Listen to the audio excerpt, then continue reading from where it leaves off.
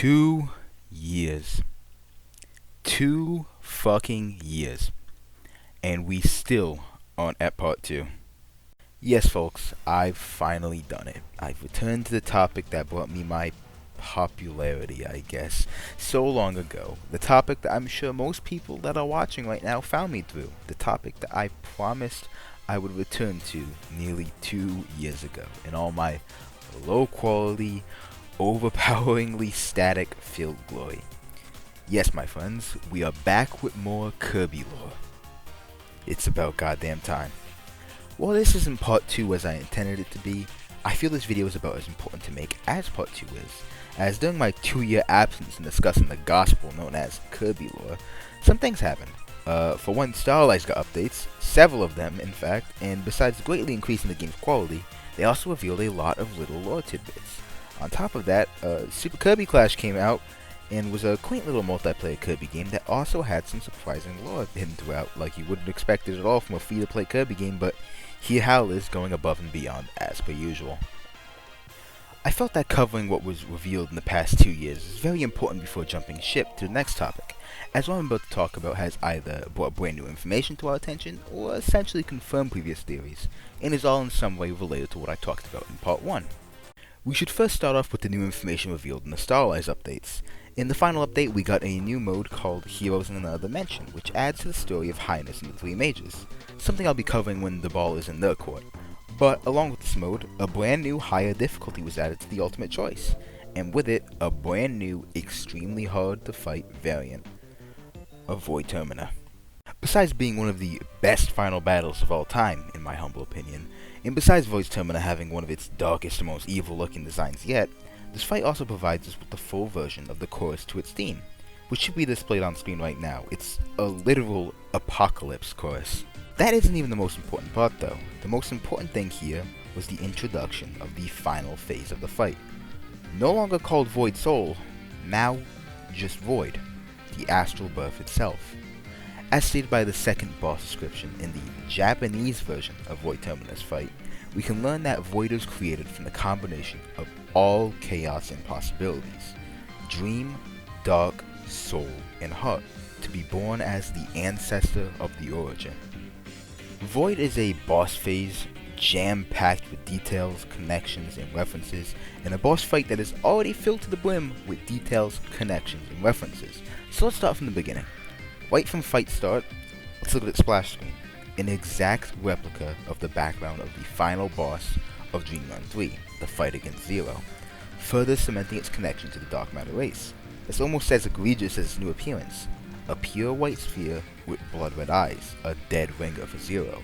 The key difference between them though is that Void has weird rainbow veins going throughout it. For further connections to dark matter, it can even be seen making Zero 2's iconic smile in both the pause description and the fight itself. Even its name is just another synonym for Zero, being Void, a state of absolute nothingness. The theory of Kirby also spawning from Void is given even more credence. Well, I don't really need to mention the eerie similarity in its face being exactly the same as Kirby's, but what about its smile upon death, as it explodes into an array of light and stars seemingly purified, with Kirby's smile plastered directly across its face?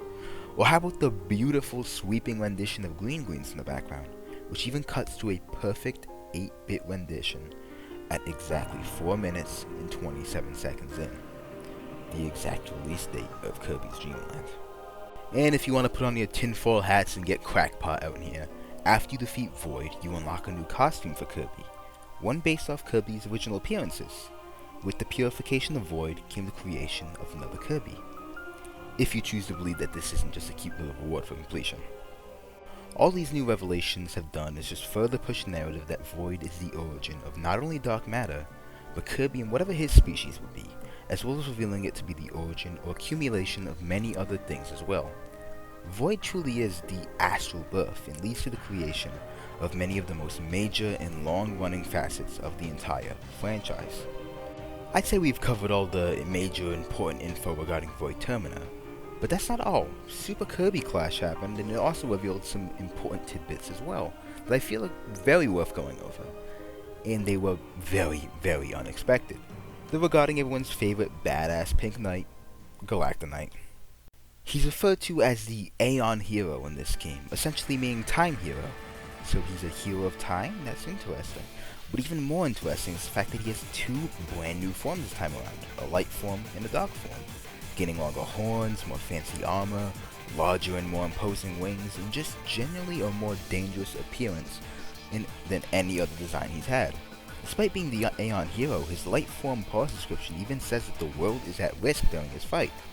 All those revelations but were questions though, so how about I give answers? But not to any of the ones you might be having right now, no, to a seemingly unrelated question about something we covered a very long time ago. I'm sure I've mentioned that Void Terminal was sealed away within the Jamba Hut by 4 unknown heroes, with the heroes never being seen again after it was sealed, right? Well, Galactonite is capable of summoning Heart Spears, the exact one seen jabbed into the Jamba Hut, holding it together, meaning that Galactonite is most likely one of the 4 heroes who sealed Void Termina in the Jamba Hut away. This raises a lot of questions, but it at least answers one of the fundamental questions of who the hell the 4 heroes were. Now we just need to learn who the other 3 are. Galactonite being one of the 4 heroes would also help put into perspective as to why he was sealed away, as he was sealed away due to fear of his power, and if he sealed Void, that's one fucking power play. But if Galacta was sealed, what happened to the other 3 heroes? Were they sealed for fear of their power too? Were they rogue? What happened? Hopefully these are questions we can see answered in future Kirby games.